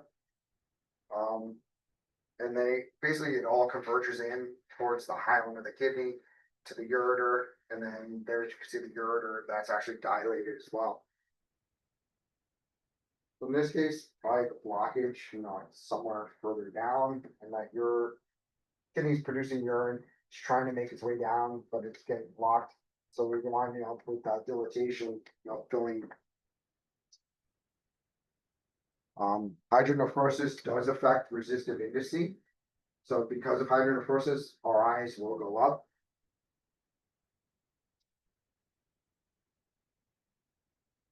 We've got some nice pictures of hydronephrosis. Those transverse, when you see, a cystic structure, you're doing transverse. Right in the central collecting system, that's usually a pretty good indication.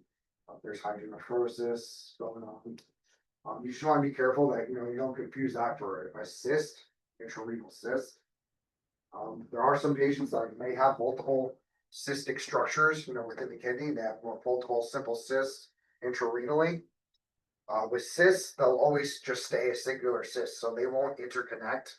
Whereas with hydronephrosis, as you fan back and forth, they interconnect. So it's all one pathway that leads towards that ureter. So as you fan back and forth, all these little branches that are filled with urine will interconnect and converge towards the hilum of the kidney.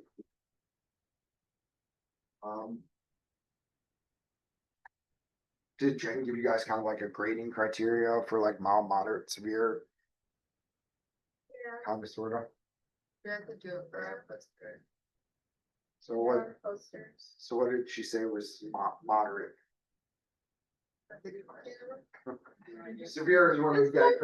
I know what So severe severe, looks like. severe is when we Yeah. wind up with compression of the cortex. So when it basically goes all the way out, we're pushing against and pushing out the cortex of the kidney. It's considered severe. Mild, we just might be like that's kind of more than mild, so it's more mild. Right? So mild would just be a little dilatation.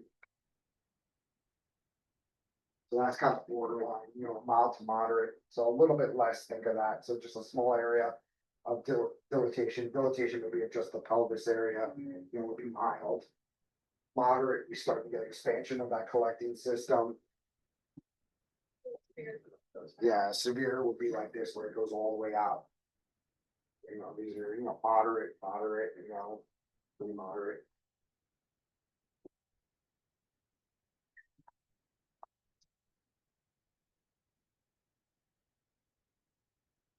So with hydronephrosis, you always want to put your color on, so since it's urine, it's not gonna be vascular. You just have to be careful, particularly when we're dealing with, mild hydronephrosis. Patients can have prominent renal veins that look like a dilated ureter, so you can sometimes get duped into thinking they have hydronephrosis. They'll take all these beautiful grayscale pictures, imaging, then you put a color on it, it fills with color, you're like, oh crap.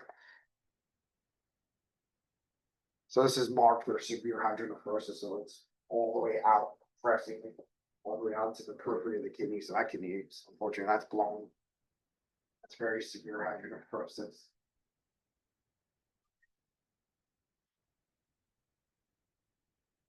This is what I was talking about with the prominent renal veins on grayscale. Well, it looks like hydronephrosis. You put your color on, fills with vascularity.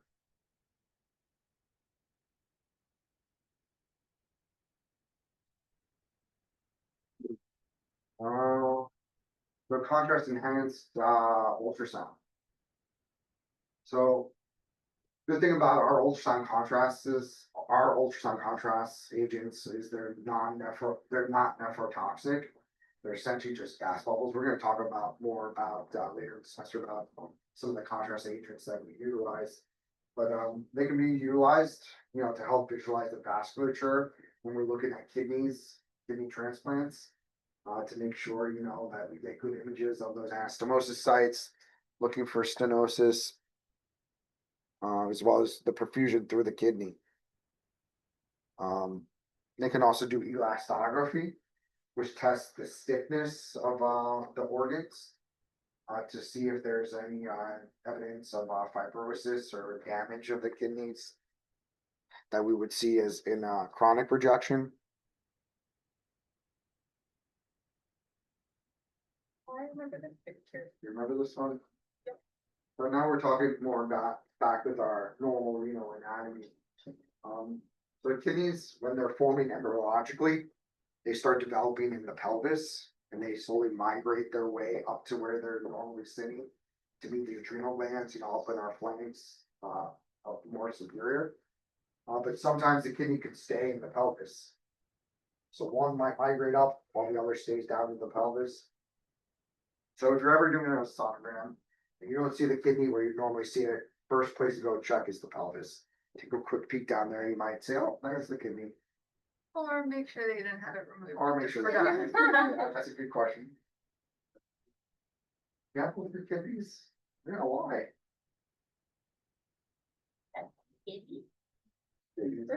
Another presentation you can encounter is something called a horseshoe kidney. So that's where the kidney holes are connected by that common stalk of parenchymal tissue.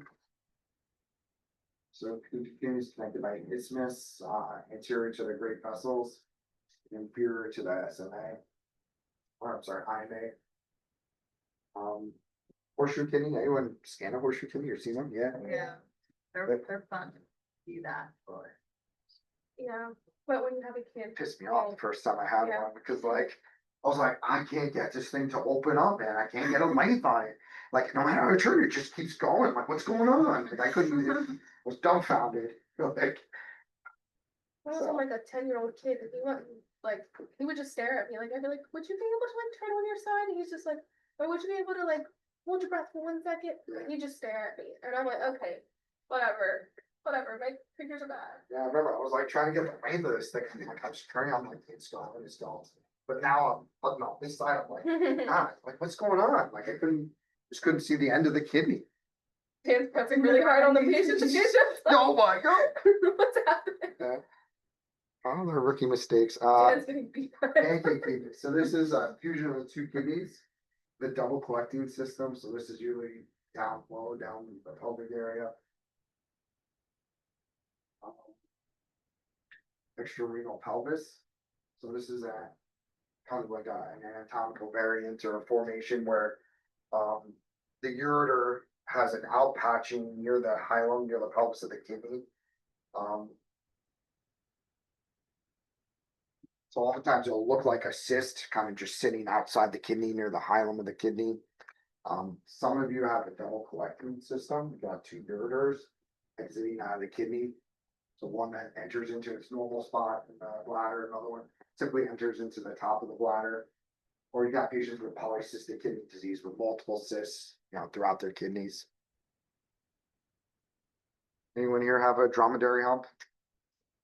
Who's got the hump? I had ovulation. Yeah, Yeah, the you love. got your Yeah. fetal I ovulations. do. So a dromedary hump, it's a focal bulge or on the lateral border of the kidney. So you gotta look for a continuation of that renal parenchyma. So you can see the parenchyma just kind of continues around. So we don't get any disruption of that parenchyma, but just get that bulge, that hump. I think they kind of like a camel hump. Yeah. But stuff like that I hate about imaging the kidneys, like you're going in there like, oh God, what's that? Is that like a mass growing there, a tumor, and your eyes start playing tricks on you. Yeah. Order. Yeah, I think I can see this. Another antimal variant that you might hear of, that's a normal variant, is which was a prominent column of Burton. So you get kind of right down the middle of the kidney, that extension of the renal cortical tissue kind of coming down, right down, kind of almost splitting the kidney in mid-pole.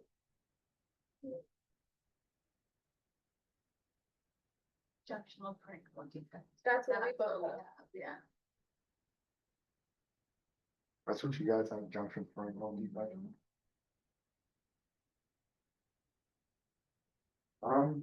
So in kids, the kidneys are more lobulated rather than having the nice smooth walls. So you might have fetal ovulations that persist into adulthood. Some patients might have a duplicated kidney. So then you can see that column of Burton extending down and then a duplicated kidney. So in that case, they would have two ureters coming out, a duplicated system. They could have potentially even a duplicated, arterial supply. So they might have duplicated renal arteries.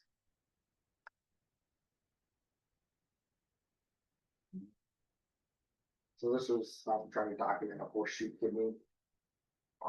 Little piece of that renal parenchyma anterior to the great vessels in front of the aorta.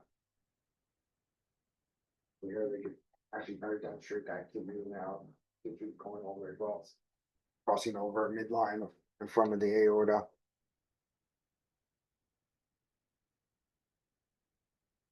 This is that fused pancake kidney, so it's fused during embryology. So since it's fused like that, it's not going to be able to migrate upwards. There's proper locations, so it remains down in the pelvis. See it kind of intertwined around the vessels there. That's so weird. Yeah. Yeah, I wouldn't even know how to get that in for something like that. He didn't like. Yeah, I right? just put the probe down in the alright. I'm gonna go out and get another tech. Just a student.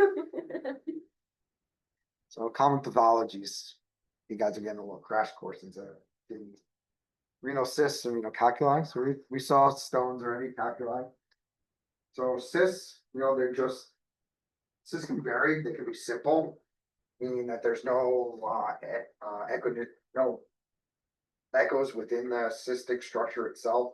Sometimes cysts can be hemorrhagic or have septations within it, but just a simple cyst, purely anechoic. It's going to be circular, so no matter which way you turn on it, it's going to keep that nice circular shape. So characteristics of any cyst, they're thin-walled, anechoic, demonstrate posterior enhancement, maintain that round cystic structure, circular structure.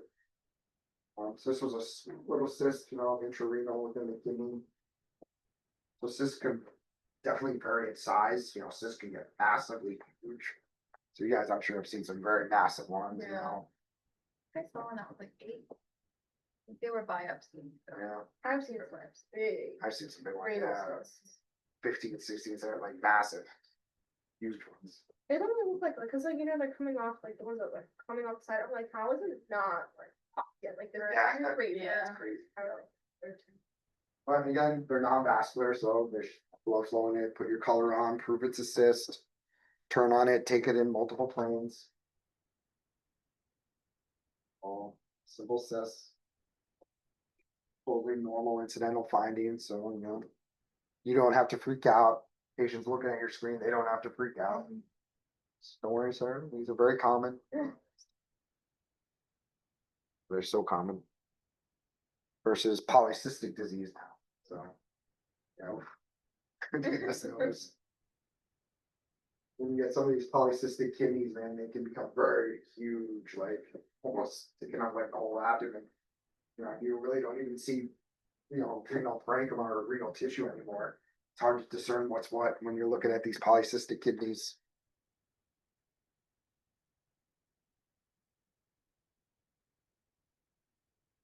So renal stones, you look for those focal echogenic or those echogenic foci with posterior shadowing, truncal artifact. So there's some large like staghorn papilla, a wall of shadowing there. Those are big guys.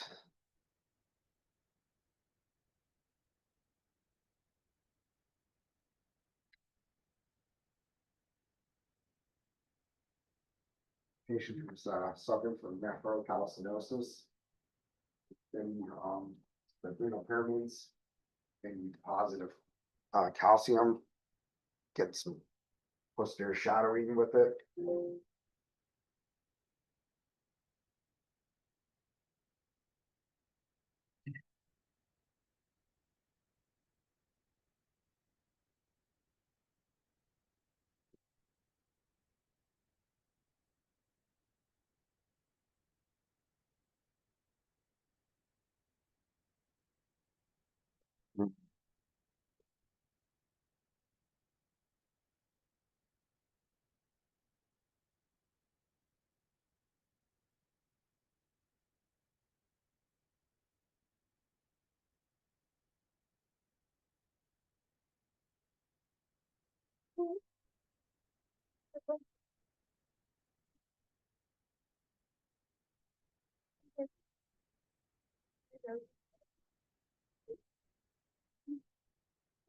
They're not much.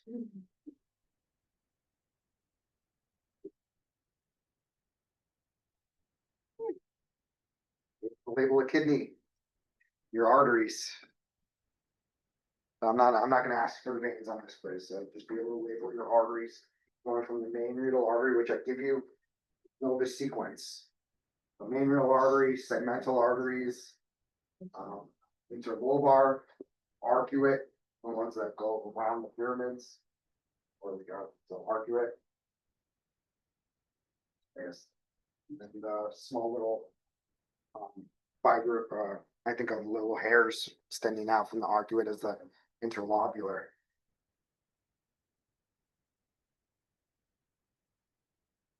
So I numbered it in sequence. So if you just do 1, 2, 3, 4, yeah, I know it's kind of hard to look at. 3 is the arcuate. Interlobar, segmental.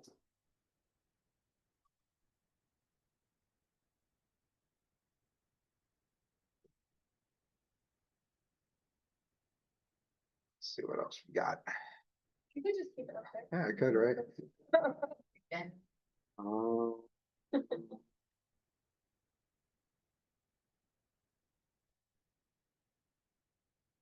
so just remember, like, these chapters are essence charge vessels. Vessels? The voice cracking. And the renal stuff. So we're looking at like, celiac, SMA, IMA, and then the renal vessels. Cause like I have some ultrasound pictures on there pointing to vessels. So that transverse midline pain, actually I could pull it up because I didn't pick the one I want. I gotta switch it up every year. our transverse midline picture, so. What we've discussed now, SMA, got IVC, left renal vein. Aorta, so you just know your stuff in there.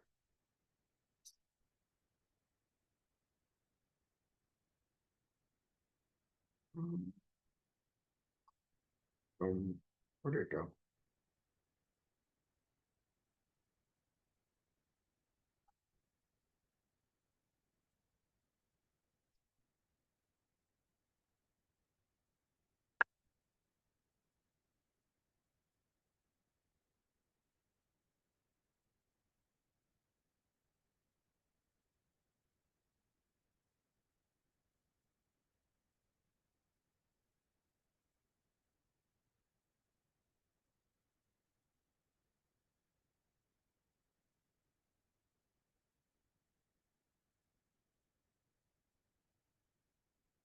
Well,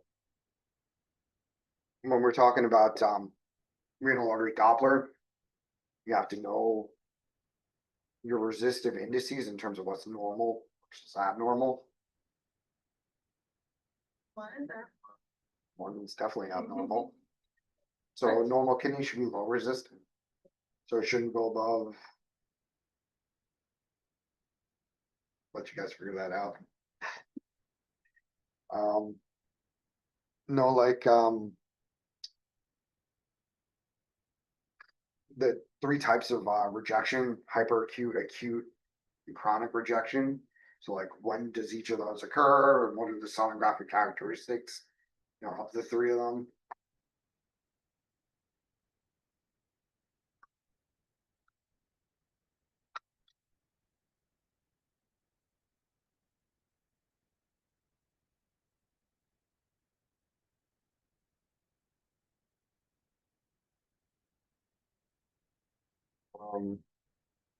Look at your critical values for velocities for both, the mesenteric stuff. So like, 200, 275, 200. And then for the kidneys, it's 180 centimeters per second for the native kidneys, and then the RAR greater than 3.5. Just know those, you have to know those numbers.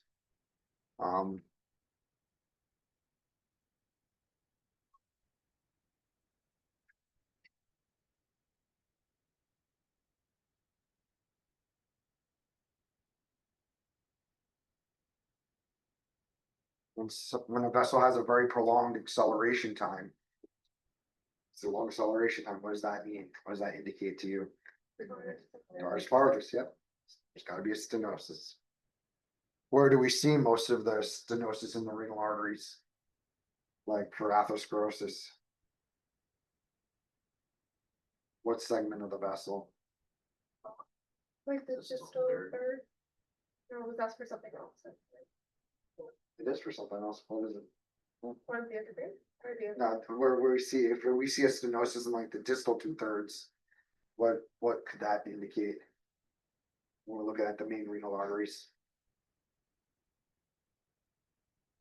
FMD, fibromuscular dysplasia. So if we happen to see, that's good that you brought that up. If we happen to see a stenosis in the distal 2/3 of that vessel, it's more likely due to patient has fibromuscular dysplasia, FMD. If we see the stenosis near the origin, then it's usually atherosclerosis and renal artery stenosis as a result of that. Yeah, you guys remember FMD? String of pearls, string of beads, younger females. So cause of hypertension, in a younger in the young female population.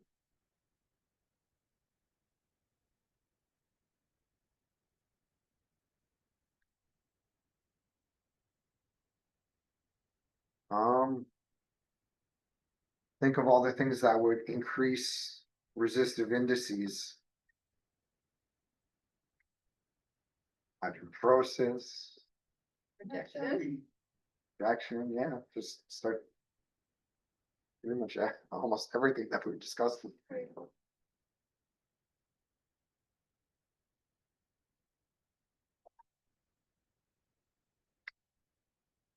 Recognize like, sonographic appearance of infarct. Recognize some of the pathology we just talked about with hydronephrosis, renal calculi, renal cysts. So be able to look at a picture and be like, oh, that's a cyst. It's calculi, that's hydronephrosis. Not too hard for those.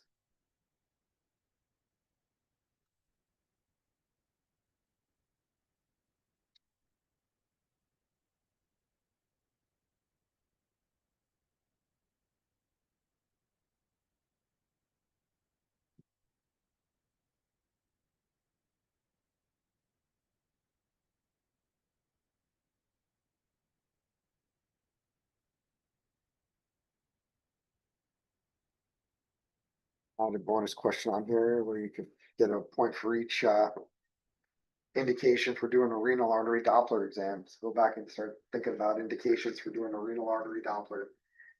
Just be careful because it's different than just a regular renal ultrasound. So look for indications for why we do a renal artery Doppler. Hypertension? Absolutely. It's number one reason. Okay.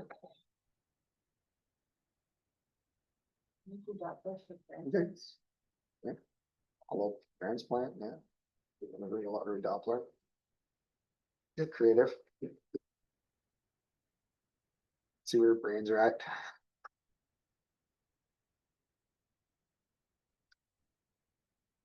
Elevated sun.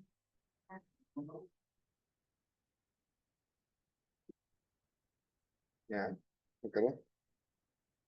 And there's lots of, indications are plentiful. So you can really rack up some bonus points there. Thinking about my grade one, Yeah, for each one. they're, lemon, Is there a limit? Well, what's the hundred? What is it? because the doctor told me to. And it's bad. The amount of people that say that, you ask them when you get a watch it. Why are they so dry? I don't know, Dr. Orton. As a doctor. But like, why? I don't know. Because the I doctor. don't know, will are be you supposed to know that? Or if they ask, why are you here? They're like, I'm here to get an ultrasound done. Yeah. So go back to the splenic artery lecture and look at like, the symptoms for chronic mesenteric ischemia, symptoms for acute mesenteric ischemia. Familiarize yourself with celiac band syndrome or median arcular ligament syndrome. So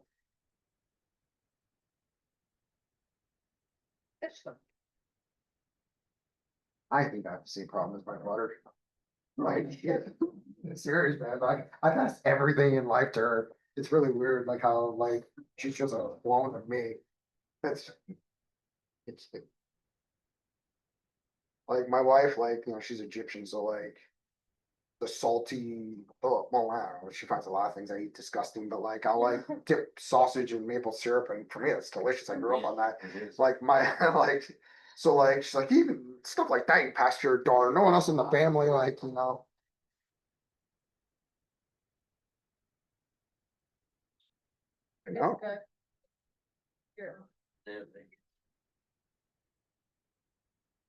Um, be able to label the branches of your Siegel sign. So for the mesenteric stuff, and we're looking at splenic artery, celiac artery, hepatic. Questions on? It's 11 pages. Oh my God. Yeah, Well, Did you make the fun. pictures really big? it's pretty big. Yeah, so like, like 2 questions could take up a page. Okay, so it's, Jeez. but like, how many are we talking? 12 questions to 11. I know, last time was so short, I was like, oh my god. Oh my. Again, so be able to label, pictures of SMA, celiac. So be able to recognize in both, sagittal and transverse. So not just that transverse picture of SMA, be able to recognize SMA and celiac in the sagittal view too. Excuse me. You said know your velocity measurements for those guys.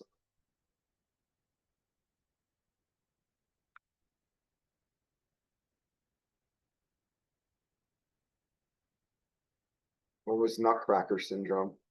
Compression of a single thing by the aorta and the stomach.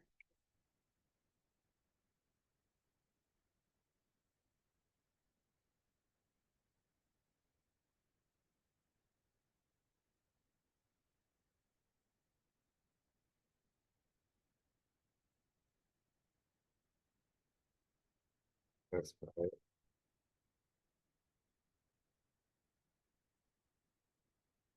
I have a decent amount of sonographic images on here, just like pointing to vessels and pictures of pathology. But like the pathologies, are for the kidney, or the obvious ones, cysts, stones, and hydro. You know, put a fungus bowl in there. No, This question, what is this with the fungus? fungus ball.